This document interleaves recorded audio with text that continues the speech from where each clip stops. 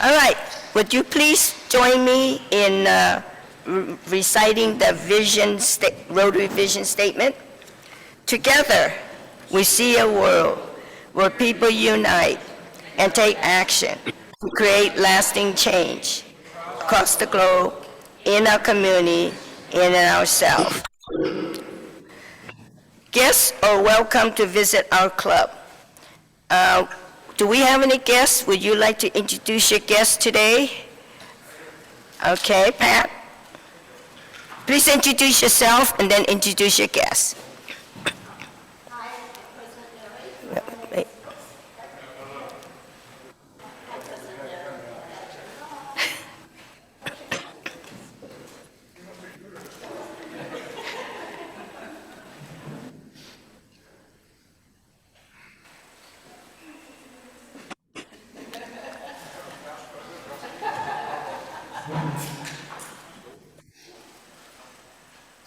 Technical difficulties. Thank you, President Mary. My name is Pat Williams. I'm a member of the club, former executive director of the club. I am happy to introduce my guest today, Sina Clark. Sina is a long-term educator and project manager, and she's also worked for some 20-odd years as a docent at the Oakland Zoo. Thank you. Thank you. Any other guests in the audience? Okay. Daniel?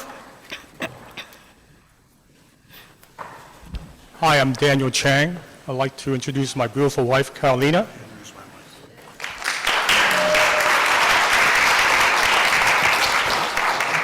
Okay.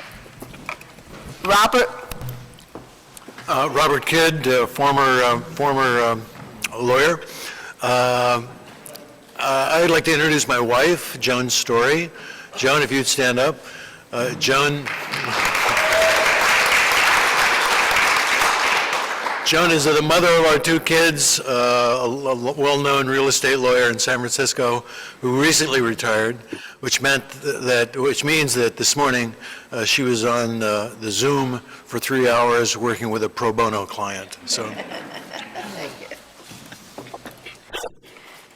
Okay, do we have any online guests? Yes, we do, President Mary. Okay, thank you. Would you like to introduce them? Yes, hello, President. Can you hear me? Yes, we can hear you loud and clear. Yes, well, visiting us from the Rotary Club of San Ramon, please welcome Alan Love.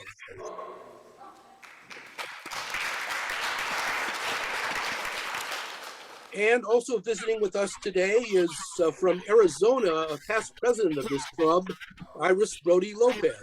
So nice to have you, Iris, and nice to have you, Alan. That's my list, President Mary.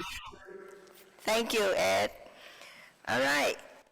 Today, thank you for joining us today. We would like to welcome all of our guests today. You're always welcome to come back to a future meeting or a club event.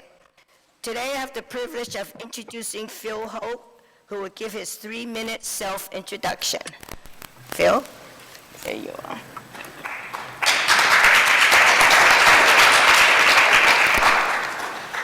Good afternoon, fellow Rotarians and guests. My name is Phil Holt. A little background about me. I own Sunbelt Business Sales and Acquisitions, and I have 8 licensed agents, and we help people buy and sell businesses. I've been doing mergers and acquisitions and business brokerage for 34 years. I also was a serial entrepreneur. I've owned 10 different kinds of businesses. Before that, I had an 18-year career as a commercial deep-sea diver, doing mostly oil spill prevention work. Inspection, it involved inspection, underwater inspection of oil platforms and pipelines and so on. And I've spent thousands of hours underwater with working dives to as deep as 500 feet. Before that, I was a Navy SEAL. As a SEAL, I requested and received assignment to the Apollo Space Capsule Recovery Unit. I got my undergraduate degree from University of Alaska. I got my MBA degree from San Francisco State University. I was incredibly fortunate to have had wonderful parents. I met in the Army. My mother was a registered nurse. She held the rank of an officer rank of lieutenant. My dad was an enlisted medic. He had the rank of sergeant. In the military, socialization, and they called it fraternization, between officers and enlisted was not permitted. I'm living proof that my parents did indeed fraternize. But other than that, other than the fact that they fraternized and gave birth to this illegitimate child, they were wonderful role models. They really embraced, really committed to the idea of service above self. And they demonstrated that through many actions throughout their lives. And I mention my parents because their example inspired me, to dedicate a major portion of my life to helping those in need. And there's obviously a lot of critical needs to be met, but I decided decades ago that I would focus on critical survival needs, and that's water, food, and shelter. And so to satisfy my desire to help people with shelter, I worked with my dad on projects to build houses for low-income families through the nonprofit Habitat for Humanity. We worked on projects in 5 states, and in fact, we worked on 2 projects here in Oakland. We also did projects in Costa Rica and Haiti. And as far as fulfilling my desire to help people with shelter, well, that was primarily it. But then when it came to food, I started regularly volunteering at the Alameda Food Bank. That's the Alameda City Food Bank. And I've been working there for 27 years. I am by far their longest serving volunteer, and I still work there at least 2 days a week. But up until last year, I hadn't done anything to address the most critical survival need, and that's water. Reasonable access to water in places where people didn't have the resources to satisfy that need themselves.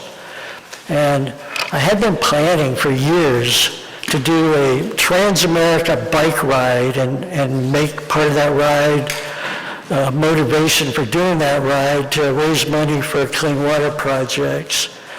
And so last year, at 76 years old, I decided if I was going to do a Trans-America bike ride, I better do it while I was still young.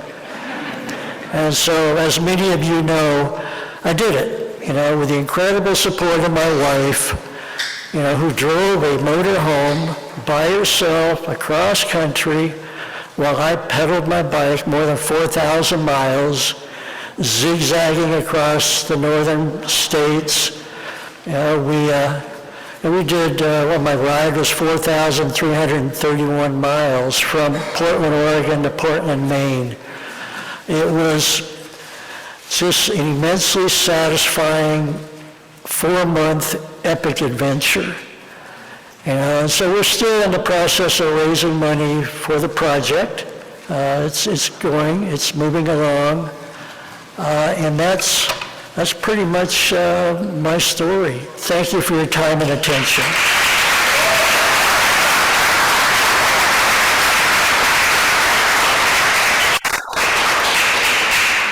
Thank you, Phil. That was a great story. And your blue badge is on order, and when it comes in, we will swap the red badge for a blue badge.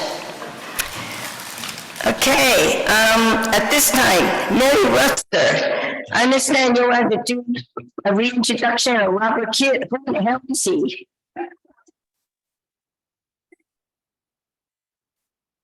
Well, it is my distinct pleasure to reintroduce to all of you past President Robert F. Kidd. Robert has been a member of Oakland Rotary since 1996, and after many years of active membership, served as club president in 2012, 2013, a stint that he still refers to as the best year of his life. But first, some history. Robert was raised in Inglewood, California, the middle of 3 sons of Alan Kidd, a plumber, and Mary Lou Kidd, a housewife. He had a self-described Leave It to Beaver childhood. After high school, he headed to Columbia University, where he was quickly recruited for freshman career, even though he'd never rowed in high school. He continued to row throughout college and serving at one point as captain of the crew. Following his graduation in 1970 and his return to the West Coast, Robert's first career was as an Oakland police officer. We have a picture. Working on it. After 3 years on the force, he resigned to attend law school at UC Davis. It was there that he met Joan Story, a fellow law student, whom he later married. Robert and Joan then moved back to the Bay Area to begin their respective legal careers. Robert's first position was with the National Labor Relations Board, where he met Rotarian Dan Altimus, who became a lifelong friend. Robert later shifted to private practice, ultimately specializing in bankruptcy law. He retired from the practice of law in 2019. Throughout his life, Robert has maintained a keen interest in local cultural and community affairs. He has served on the boards of the Oakland Ballet and the Oakland Symphony, and is a past president of the Lake Merritt Breakfast Club. He also maintained his interest in rowing. He's a past president of the Lake Merritt Rowing Club and served on the board of directors of U.S. Rowing for 9 years, where he chaired the Committee on Diversity. During that time, he ran workshops on diversity in Boston, Chicago, Philadelphia, and Washington, D.C. that were attended by rowing coaches from all over the country. His interest in diversity and rowing culminated in his being the driving force behind the construction of the Jack London Aquatic Center at Estuary Park here in Oakland, using Measure DD funds. Completed in 2001, JLAC and its accompanying nonprofit were formed specially to encourage Oakland youth from all walks of life, and in particular, Oakland Public School girls, to learn to row. Robert was pleased to recruit a young Tom Lamone to the board, as well as Rotarians Will Hobbs, John Gressley, and Patricia Wells, among other local leaders. Upon joining Rotary, Robert became an active member of the McClymonds High School Support Committee, chaired by Ed Jellin. He also chaired the Speakers Committee for multiple years, bringing a variety of distinguished speakers, experts to the California ballroom. And he's always been willing to step up to the lectern and regale us with his particularly sardonic spins on important holidays and cultural events, such as the development and marketing of Peeps, which had to be the best Easter-focused lecture ever. Robert's year as Oakland Rotary president was full of fun and laughter, as well as unflagging promotion of the club's many avenues of service. What he remembers most is the willingness of the club's members to support him. What the rest of us remember is Robert's dedication to connecting people in service to our community. It was a stellar year. As a past president, Robert has not slipped away. He's still active in many Rotary and community activities. He and Joan also consider themselves very fortunate that their children, Allison and Christopher, chose to return to Oakland after college and raise their families here. Allison is a partner at the law firm of Gibson Dunn, and Chris is a planner for the San Francisco Metropolitan Transit District. Their offspring keep Robert and Joan quite engaged as grandparents. No surprises there. Engagement is what Robert is all about. Robert, please stand. Madam President, I would like to close my remarks by ringing the bell for my dear friend and fellow Rotarian, Robert Kidd.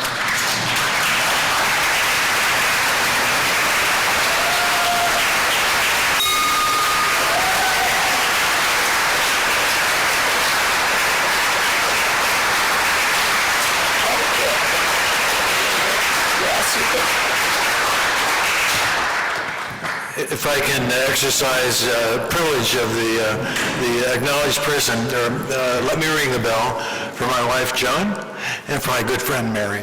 Thank you. Ring the bell. Okay. John McAvoy?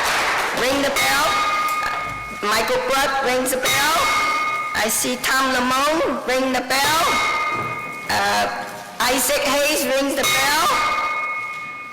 Alita Scola rings the bell. I'm sorry. Oh, I'm sorry. Huh? Robert is her sponsor. Oh, yeah, Robert's her sponsor. That's good. And, okay, Pat rings the bell. I see Linda Bosanecker rings the bell. Rick Draper, excuse me. Senior moments. I'm spinning back, I can't see. Neva rings a bell. Okay. Dan Optimus rings the bell. Stephanie Sasenso rings the bell. Fred Morris. Senior moments. Way in the back. I can't see. Seth Butler. Will Hoff. Joe Garza. I'm having senior moments. Daniel Chen. Keith Geelong. Jack McAvoy.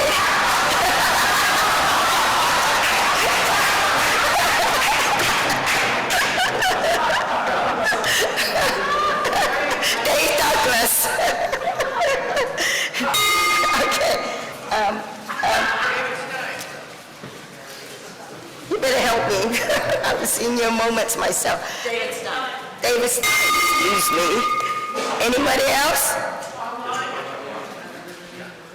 I'm sorry, I didn't hear that one. There are a bunch online. There's a bunch online. Okay, someone will read online? Tom? Hi, President Mary? Tom Lamone? No, President Mary, we have several people online who rang the bell. We have, let's see, we have Patricia Wells, Joycey Mack, Steve Nichols, Ed Jellin, Dudley Thompson, and Kim Miller. Ringing the bell for Robert Kidd. Okay, I think we got, all right, that's great. Yes. All right, okay, thank you. I mean, that's a great reintroduction of Robert, and we appreciate all the things you have done over the years. All right, so right now, Lunar New Year. So, we say, 恭喜發財, or 恭喜發財, which is Cantonese and Mandarin. So, which means, may you be happy and prosperous. And as you know, Lunar New Year is the largest and most important celebration in Asia, celebrated in China, Vietnam, Korea, Singapore, Malaysia, and the US for 2 weeks. The Chinese year is 4,721. We are now only in 2023. So Chinese history is twice as long as the US history. So Year of the Rabbit this year. So we'll begin on January 22nd, 2023. The Chinese uses the lunar calendar, which has 13 months, which explains why Chinese Lunar New Year changes every year. It's not on January 1st. This year, it'll be on January 22nd. Who knows what next year is until I see the calendar. So a key aspect to Lunar New Year is the community. Families come together to eat, feast, and practice cultural custom. Well, the Rotary Club will honor the family feast tradition by celebrating Lunar New Year on January 26th at Peony Seafood Restaurant in Oakland. Cost is $75 per person for a 10-course meal. Such a bargain. Where are you going to get 10 courses for 75? You're looking to get 3 courses at a regular American restaurant. And yes, huh? I don't know. Jack asked if he could write it off. Only if you bring a guest, and as a business guest, then you can write it off as a business expense. So registration is open on the website, and please bring a bottle of wine to share with your table. And there will be no cookish fee, arranged for no cookish fee, so that we can enjoy breaking bread and wine with each other. So please sign up online, and again, kung may fa-choy. All right. Linda, I hear Dudley needs player for a Rotary Bowling League. You want to come and tell us about it? Yes, President Mary, I'm right behind you. Hello, fellow Rotarians. Before I do that, I just have to say thank you, Tom Lamone and leadership, for bringing back food to lunch, to the meetings. It's wonderful.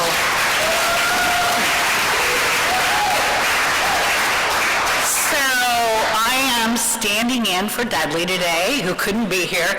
How many of you have ever picked up a bowling ball? All right, we need you, right? Dana bowled with us last year. He's sitting here. It was fun, wasn't it, Dana? A lot of fun. A lot of fun. You really don't need to know how to bowl, because that makes it even more fun. And so we meet Wednesdays at Plank, starting January 25th, goes through the first week of March. The cost is $89, which is really reasonable. And I'll tell you, just a little aside, they serve a lovely red wine at the bar in Plank. So if you're not bowling so well, or you're feeling like you'd like an adult beverage, that can help it along. Dudley says we need more, because you don't have to be there every week. We need substitutes that are coming. We can have as many people bowl as we'd like, but we really, really need some bowlers.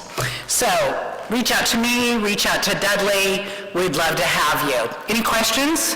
Are you and Jim in? We are. I'm not sure how good we are, not very, but we have a good time, so it's fun. All right, see you at the bowling alley.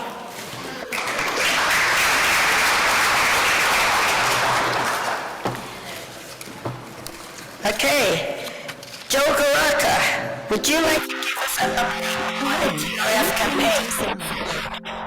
But together, progress is boundless. Together, we provide training and resources to people and communities. Alone, growing local economies do so much. But together, supporting education is boundless. And promoting peace, we provide training and resources to people and communities. We help those who need us the most. Growing local economies, preventing diseases, supporting education, providing clean water, sanitation and hygiene, and supporting mothers. Sorry, Joe. Not true. That's okay. So President Mary asked me to give a quick update on the TRF campaign, which we run from October through December. And we had budgeted to raise about $100,000. That's a little less than we did the year before. If all the dollars pledged come in, we'll raise $123,810.74. So we exceeded the budget this year. Our participation slipped this year. Our goal was 80%. About 115 members have participated so far. It's not too late. There's pledge forms on the table. Reach out to Jesse. You can donate online. But 115 members is around 46%.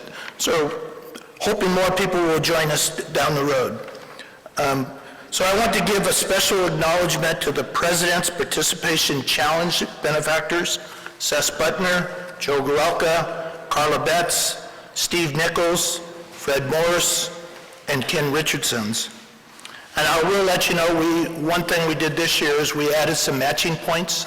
We're going to wait for the dollars to come in January, and then Jesse and I in March will get those matching points in your account. And we'll also make sure we get your badges update with that little Rotary wheel that symbolizes I donated to the Rotary Foundation.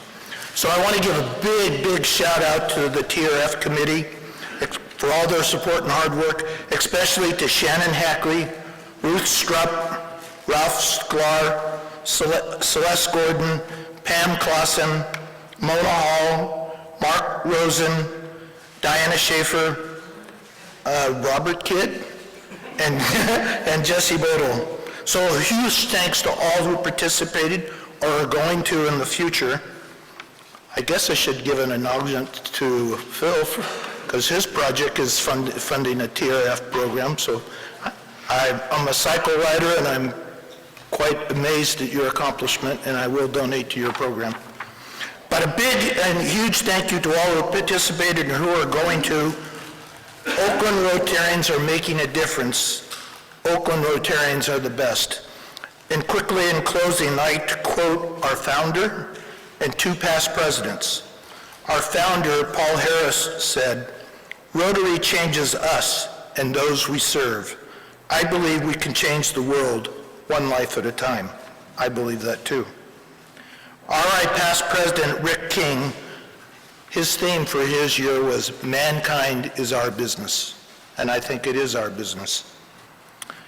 And R.I. past President Cliff Docterman said, "Real happiness is helping others." So if you want to be happy, help others and donate. Thank you. Thank you all.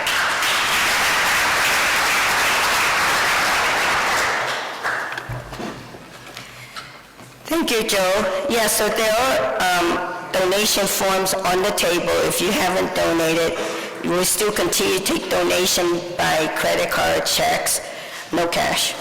And I think, you know, last year we ranked 14th in the world in donation through the TRF. So if we still rank somewhere in the 14, 15, 16, I'm happy. So please, you know, feel generous, donate.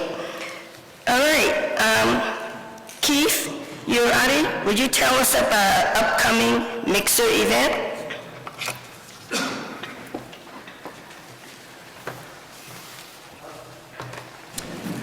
Thank you, President Mary.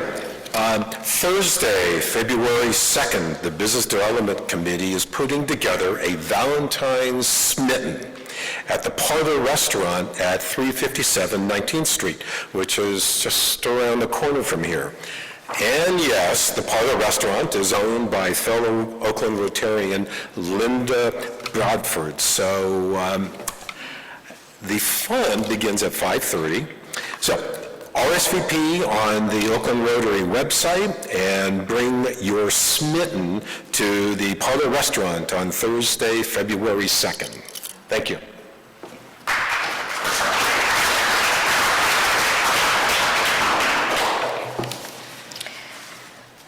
Okay, at this time I'd like to ask Trish Connor to introduce our speaker. Thank you, President Mary. We are so lucky to have Professor Alex Filippenko to join us here at Rotary today. He is an astrophysicist and a professor of astronomy at Cal Berkeley and has been voted the best professor on campus for 9 years. That's a record at Cal.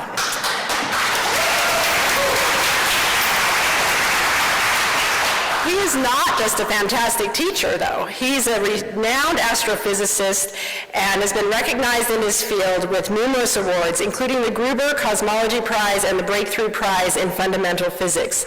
I have so much more to say about him, but we really want to hear what he has to say, so I'm just going to end with what he does in his spare time, because I find it fascinating, because I don't know how this man has any spare time.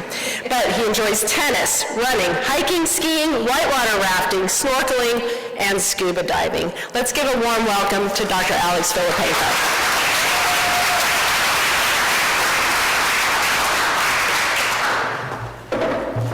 Well, thank you so much, Tricia, for that warm introduction. It's a pleasure to be here. Let me just make sure that my slides are showing. Yes, anyway, great pleasure to be here. What a fantastic group.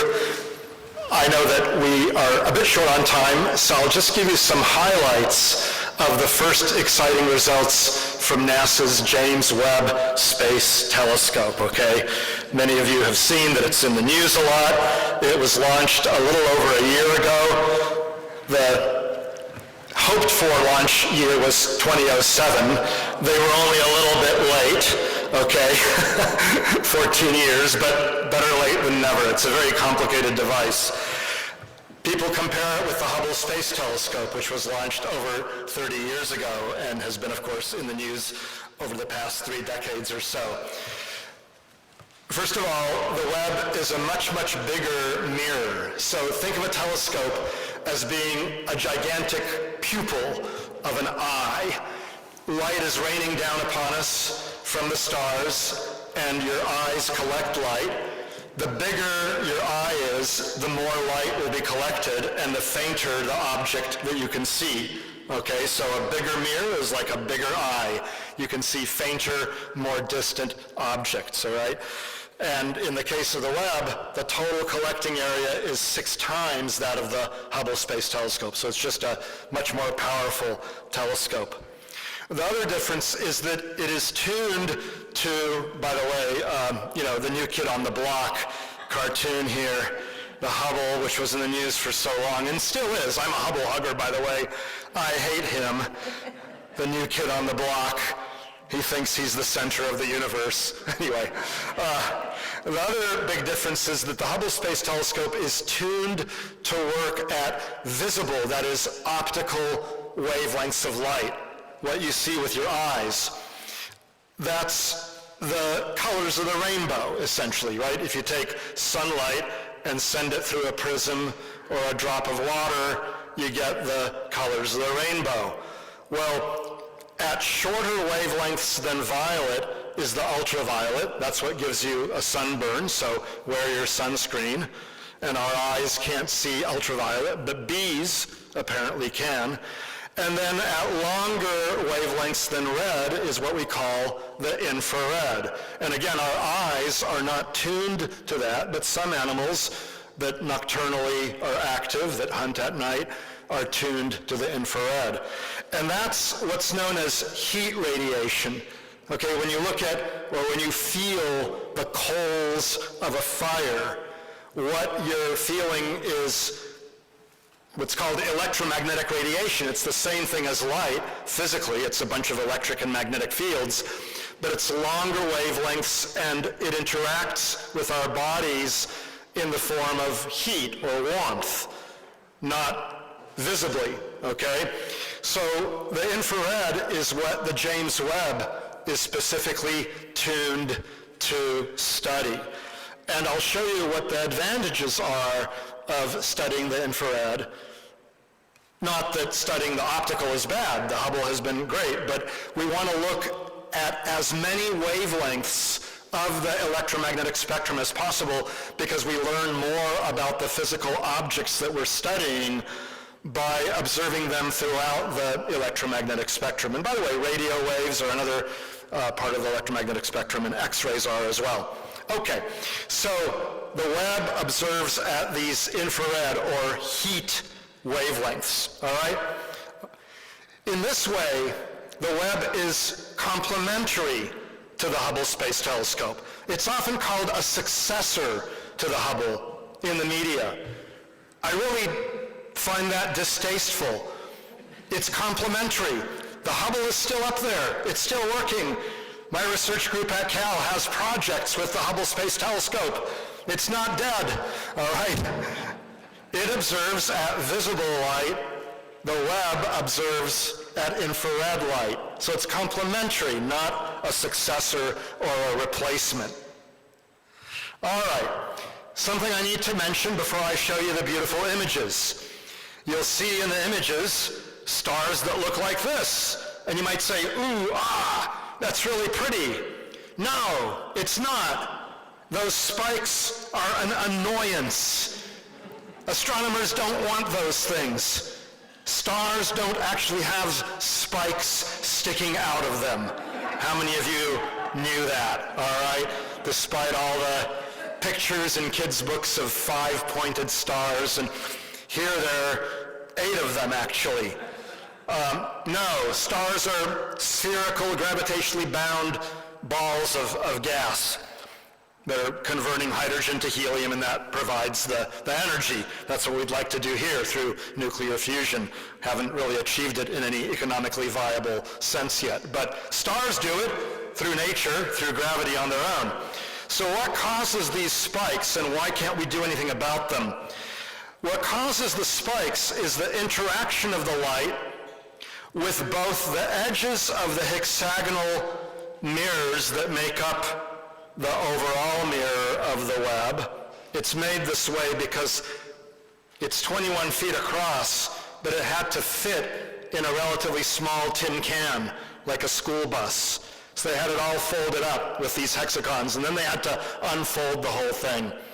You can't unfold a spherical piece, or a circular piece of glass. So when the light interacts with the edges, and also when it interacts with these struts here that hold up the secondary mirror, light bends around them and creates those spikes, and that's just nature. There's nothing we can do about that. There are ways through software that we can deal with it, but we can't remove it from the light that's coming in and interacting with the telescope. So when you see the spikes, don't ooh and ah at them. Say those are a nuisance, even if they might look pretty and kind of dramatic. Okay. So, why concentrate on the infrared? Well, first of all, we want to study the evolution of galaxies. What are galaxies? Galaxies are gigantic, gravitationally bound collections of tens to hundreds of billions of stars. Here's a picture of an external galaxy, not a picture of our own Milky Way galaxy. If anyone has a picture of our Milky Way galaxy that looks like this, please see me afterwards. I'd like to purchase usage rights from you, okay? We're like the mouse in the maze. We can't see the maze from up above, but through studies of our Milky Way, we can tell that it looks, broadly speaking, something like this galaxy.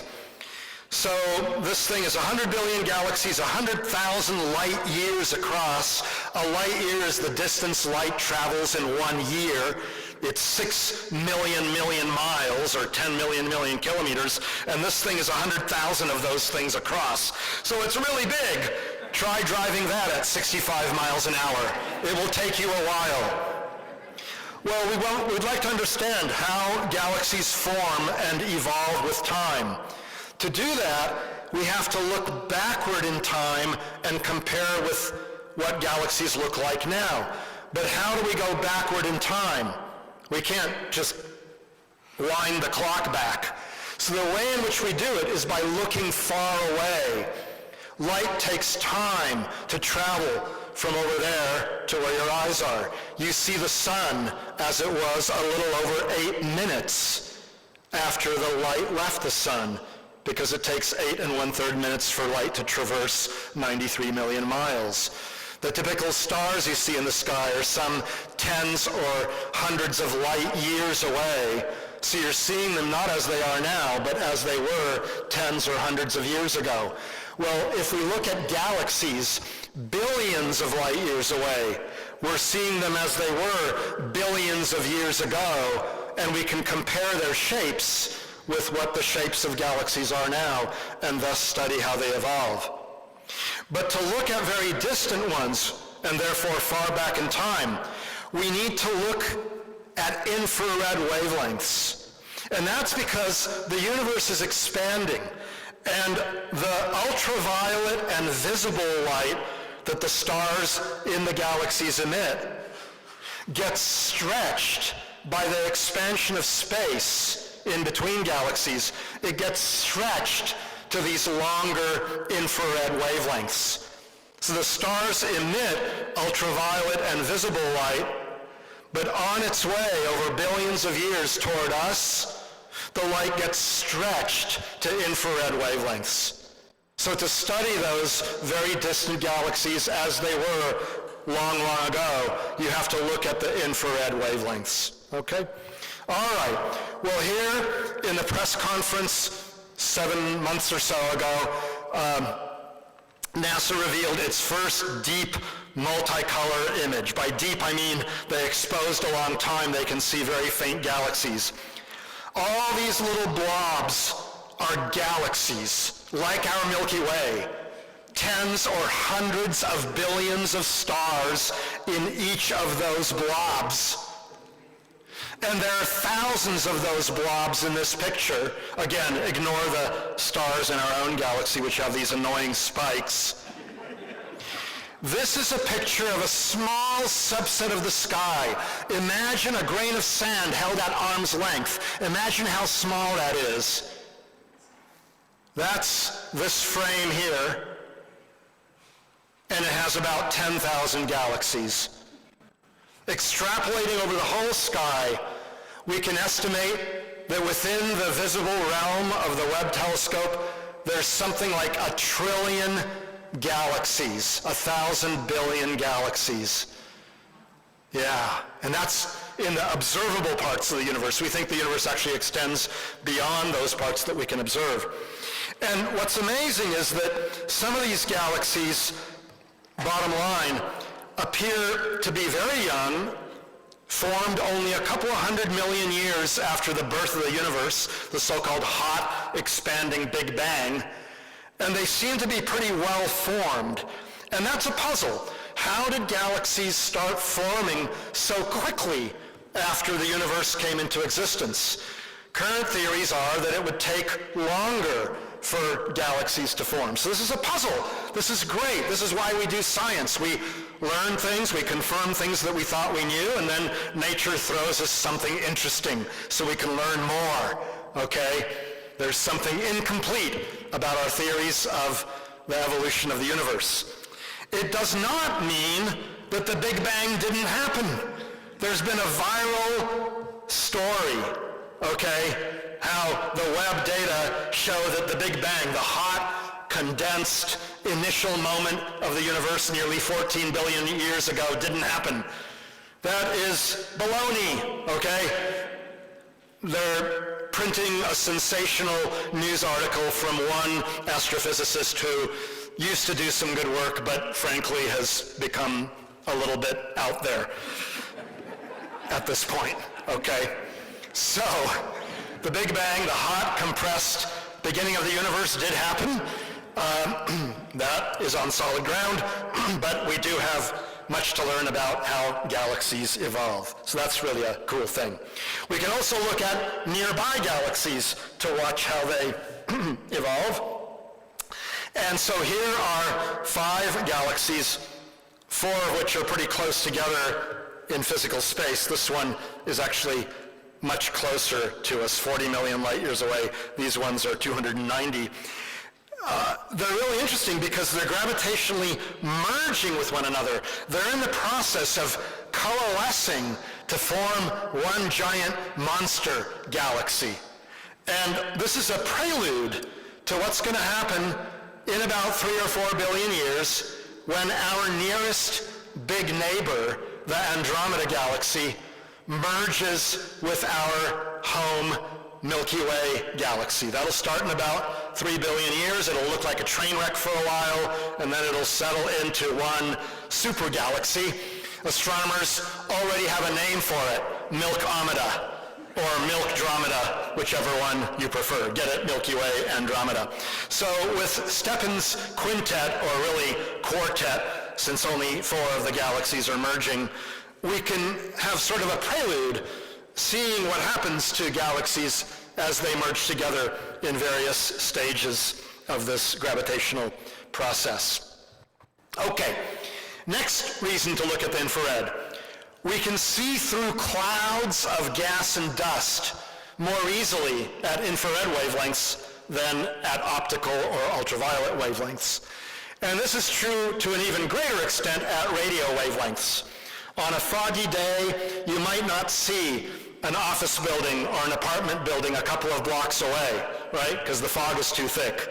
But you can still hear your favorite radio station, right? That's because the long wavelengths have an easier time going through the dust and gas. We're still on, are we? Yeah, okay, good. All right, good. So, here's a cloud of gas and dust, fine little particles, imaged with the Hubble Space Telescope, one of the iconic photos with the Hubble. And it is a region where the material is so dense that we think new stars have been forming and are still forming. But it's very difficult to see very many of them. There's maybe a couple of them here. Because at optical wavelengths, the light doesn't pass through this cloud. But at infrared wavelengths, you can see many, many more stars. Look at these 4 here that are quite bright at infrared wavelengths and are not visible at optical light. And by the way, this is a visible or optical light representation of an intrinsically infrared image, right? We're not seeing the infrared light here, but you take a color palette, you assign short infrared wavelengths to blue, middle infrared wavelengths to green, long infrared wavelengths to red. That way you get an RGB image that represents the infrared. That's what you're seeing here when you look at the pictures that are in the news all the time from the James Webb. You're seeing an optical representation of infrared light. But in any case, look at these 4 stars. They're not visible at optical wavelengths. They're there, but the light can't get through. And you can see many more. Look at this bright one here, not visible.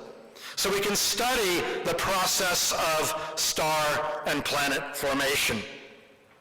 Next thing, you can see colder objects more easily because cold objects emit more at infrared wavelengths than they do in the visible light. And so here's an example of that. Here's a dying star. It's like what our sun will look like in maybe 6 or 7 billion years, where it starts ejecting its outer atmosphere of gases. And we thought, based on Hubble pictures, that that's the dying star. But the Webb image shows another star there. That's actually the dying star. It wasn't visible in the Hubble images because it's surrounded by a cocoon of dust that blocks the light at visible wavelengths, but there it is in the infrared. Okay, so we're seeing here, in the previous thing you saw the birth of stars, here we're seeing the death of stars. And then closer to home, my colleague Imke de Potter at Berkeley studies planets in our solar system. Here's an infrared picture of Jupiter, the great red spot, which is a big storm, looks like a white spot here, but here she says, we hadn't really expected it to be this good, to be honest, said planetary astronomer Imke de Potter, professor emerita at UC Berkeley. Yeah, the Webb, if anything, is working better than expected. And then here's a picture of Neptune, the 8th planet from the sun, and it shows these rings, which we knew about, but this is the first picture of the rings since the Hubble took a picture in about 3 decades ago, and then there's a bunch of moons. And then finally, using infrared spectra, that is sending the light through a prism and getting the colors of the rainbow, that process can reveal the presence of water and possibly biosignatures and technosignatures on planets that orbit other stars. So you send the light through a prism, you spread it out, all these dark things here tell you what atoms and molecules exist in the object that you're studying. And the really cool thing that was announced this past July was the spectrum, brightness versus wavelength or color, of a planet orbiting another star. That's what's called an exoplanet. And it's got these bumps and wiggles, which are reproduced by, theoretically, the expectation of what water would produce. And so, where there's water, on Earth at least, there's life. And so astrobiologists, those who want to find and study life elsewhere, have a mantra: follow the water. First find where the life is, where the water is, and then look more carefully to see if there's evidence for life. And that evidence, here's a simulated spectrum, might be various other biosignatures like, methane, and maybe even technosignatures, pollutants. That's the kind of thing we hope to find in the spectrum of a planet orbiting another star. So stay tuned for many more incredible Webb results. It should last for 10 or 20, even maybe more years. And look at that, 20 minutes and 6 seconds. I did it. All right.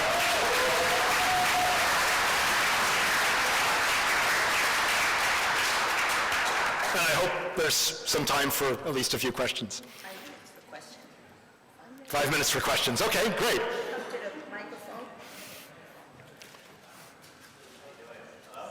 Yes. Oh, how do you you book satellite time and it's very competitive. Oh my goodness, the deadline for the new round of proposals is January 27th, coming up in just, 16 days, 15 days. Oh my goodness, yes, otherwise I'd be one day late. It's very competitive. You submit proposals for what you want to do, why you want to do it, why it's a better project than what everyone else wants to do, because there are 10 times as many proposals as there is availability of time in any given year. So you have to be quite articulate, you have to think carefully about the project and present it in a very convincing way. Yeah, so. Question? What's between galaxies? Yeah, what's between galaxies? We think a very dilute gas, a little bit of hydrogen here and there, but also something that I didn't have time to talk about, dark matter and dark energy.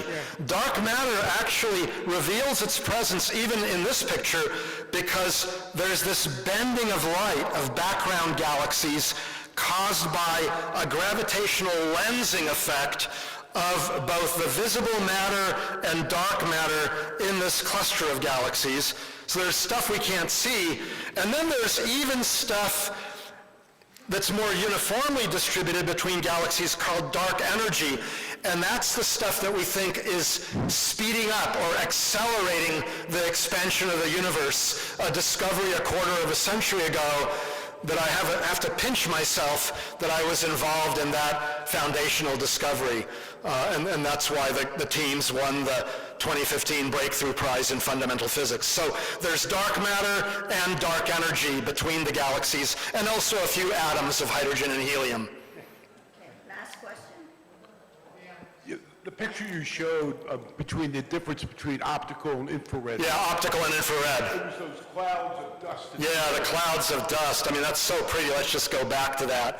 Yeah. The question is, are those two separate pictures, or is one infrared from the original picture? Yeah, so these are two separate pictures. This one was taken with the Hubble Space Telescope at optical or visible wavelengths, and this one was just taken in the last few months by the Webb telescope at infrared wavelengths, but with a color palette that allows you to see it at visible wavelengths, okay? So it's the same object, and you can see in broad outline, they look the same. They're called the pillars of creation, because what's being created are new stars and planets.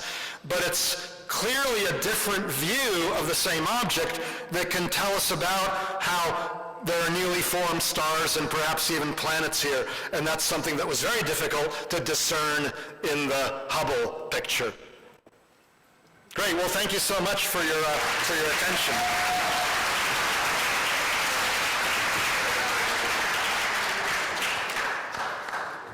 So, thank you, Alex, for the awesome and fascinating science presentation.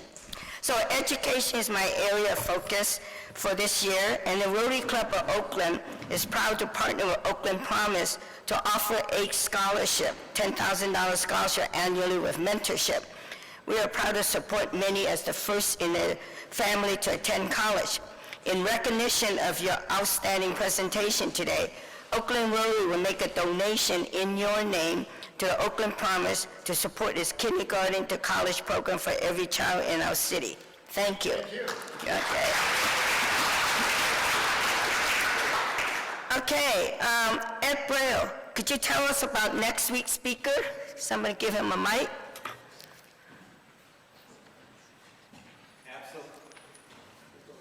Absolutely, President Mary. Next week, Stage Bridge, which is a 45-year-old Oakland original, is going to be presenting two storytellers. What Stage Bridge does is they offer workshops to seniors here in Oakland, and one of their more renowned programs is storytelling. My tenure in Rotary has been long enough to know Rotarians love to tell stories. So we're going to have two storytellers here on stage sharing a couple of their stories with us. Thank you. All right. I'd like to thank Joel for the thought for the day, Phil Holt for doing his 3-minute self-introduction, Mary Rutzer's reintroduction of Robert Kidd, Linda's announcement about the bowling team, Joe Garaka for the TRF update, Keith for the February mixer, Trish Connor for introducing our speaker, Alex, and Alex for his outstanding and awesome presentation, Ed Breyer for the teaser, and the production team for managing this meeting. So, share, which means thank you, everyone. This meeting is adjourned.